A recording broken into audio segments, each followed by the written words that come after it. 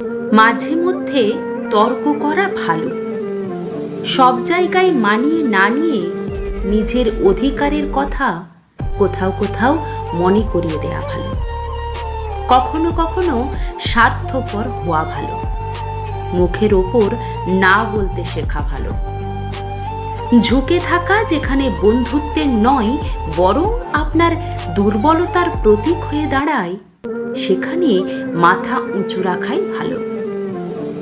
যদি কেউ ভাবে আপনার মাথায় হাত বুলিয়ে কাজ করিয়ে নেওয়া যাবে, তবে তার ভুল ধারণা ভেঙে দেয়া ভালো। সহজ থাকা ভালো, সরল থাকা ভালো, কিন্তু মানুষ বুঝে, জায়গা বুঝে। ভুল জায়গায় বা ভুল মানুষের কাছে সহজ সরল থাকলে নিজের জীবনটা জটিল হয়ে যায়।